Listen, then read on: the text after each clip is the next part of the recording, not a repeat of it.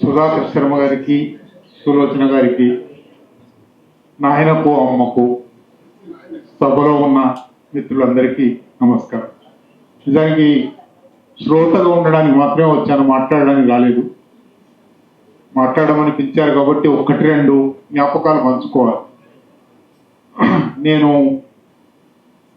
నాయన గురించి మొదటిసారి విన్నది బహుశా 88, 89, 1988, 89లో.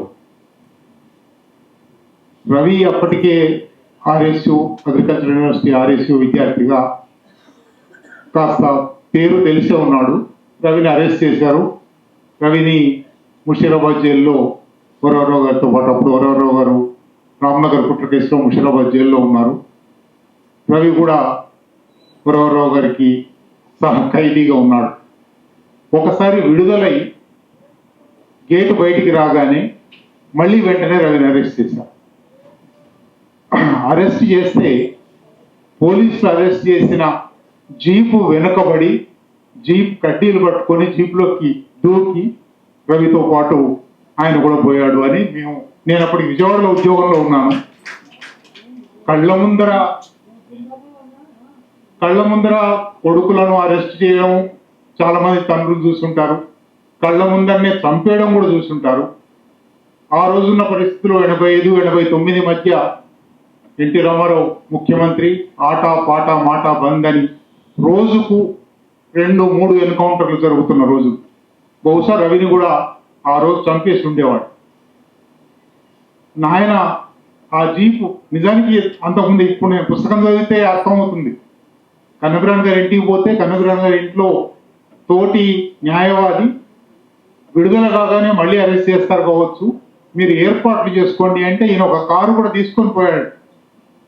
విడుదలయ్యి ఈయన కారు ఎక్కే లోపల వాళ్ళు పోలీసులు అందుకున్నారు, జీపులో వేసుకున్నారు. ఈయన తన కారు వదిలేసి ఆ జీపు వెంటబడి జీపులో ఎక్కి పోతే వెంటనే జీపులో కళ్ళకు గంతలు కట్టారు తనకు కూడా.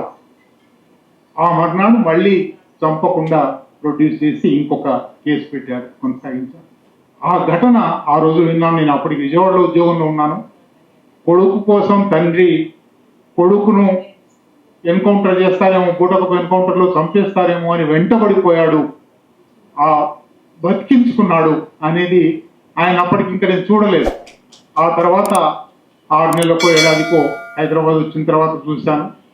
బహుశా 89, 90 అప్పటి నుంచి ఈ 35 ఏళ్లుగా ఆ కుటుంబంలో ఒక సభ్యుడుగానే ఉన్నాను. నాయనైనా, అమ్మైనా, రవి అయినా, ప్రకాష్ అయినా, శ్రీదేవి అయినా, కరుణ అయినా సరే అను ఆ మొత్తం కుటుంబంలో బహుశా ఆ కుటుంబంతో పరిచయమైన వాళ్ళందరూ కుటుంబంలో సభ్యులు అయిపోయి ఉంటారు. నేను అట్లాగే అయ్యాను. అదొక సందర్భం మీకు. అంటే ఆయన పట్టుదల, ఆయన పిల్లల మీద ప్రేమ, ఈ పిల్లల మీద ప్రేమ పట్టుదల అనే చిన్న విషయాలే అనిపించవచ్చు, కానీ అవి రాజ్యాన్ని ధిక్కరించడానికి కూడా దారితీస్తాయి, రాజ్యాన్ని ఎదిరిస్తాయి అనే ఒక ఉదాహరణ. రెండో ఉదాహరణ ఒకటి చెప్పాలి. 2004 ప్రభుత్వంతో విప్లవోద్యమానికి చర్చలు, చాలా ఉత్సాహవంతమైన వాతావరణం ఉంది. ఆ వాతావరణంలో నాయన నేను విరసనలో చేరుతాను అన్నారు. సభలకు రెగ్యులర్గా వచ్చేవారు, మంజీర గెస్ట్ హౌస్కి వచ్చేవారు, చాలా రెగ్యులర్గా అన్ని చోట్ల ఉండి. కరుణ గట్టిగా డిస్కరేజ్ చేసింది, నువ్వు చేరడానికి వెళ్ళలేదు. ఆయన సరే చేరలేదు, కానీ బహుశా విరసం సభ్యుల కన్నా ఎక్కువగా విరసం కార్యక్రమాలకు, మొత్తంగా ప్రజా ఉద్యమ కార్యక్రమాలకు హాజరవుతూ ఉంటారు. ఈ వయసులో ఆయన పట్టుదల, ఇప్పుడు ఈ మా కుటుంబ జీవనం నా జ్ఞాపకాలు అని రాయడం చాలా చాలా అభినందనీయమైన విషయం. ఎందుకంటే సామాజిక చరిత్ర అనే దాంట్లో ఎవరో నాయకులు, వీరులు, ముఖ్యులు మాత్రమే కాదు, ప్రతి ఒక్కరికి పాత్ర ఉంది. సామాజిక చరిత్రలో ప్రతి ఒక్క మనిషి జీవితము శకలమే. సురవరం ప్రతాప్ రెడ్డి గారు ఆంధ్రుల సాంఘిక చరిత్ర రాస్తూ అందరము చరిత్రకెక్కదగిన వారమే, అందరము మనం ఎట్లా జీవించామో, మన తాత ముత్తాతలు ఎట్లా జీవించారో, మనం ఎటువంటి బట్టలు కట్టుకున్నామో, ఎటువంటి తిండి తిన్నామో, ఎటువంటి మానవ సంబంధాలు నెలకొల్పుకున్నామో, ఇవి చరిత్రకెక్కవలసింది ఏ ఒక్క వ్యక్తి చరిత్రకు ఎక్కకపోయినా సాంఘిక చరిత్ర ఆ మేరకు కొరత పడ్డట్టే అన్నారు. సుధాకర్ శర్మ గారు లాంటి గొప్ప జీవితం తప్పకుండా చరిత్రకు ఎక్కవలసింది.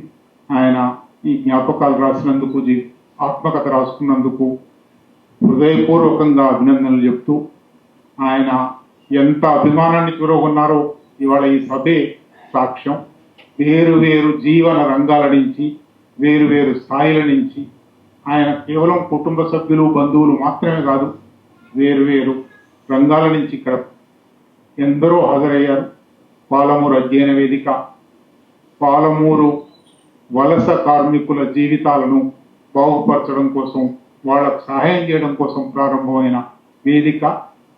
పాలమూరు జీవితంలో సుధాకర్ శర్మ జీవితం కూడా భాగమే, ఆ సామాజిక చరిత్రలో ఇది కూడా భాగమే అని గుర్తించి వేసినందుకు పాలమూరు అధ్యయన వేదికకు అభినందనలు. సుధాకర్ శర్మ గారికి, నాయనకు, సుధాకర్ శర్మ అంటే చాలా దూరం అనిపిస్తుంది, నాయనకు, అమ్మకు మరొకసారి అభినందన.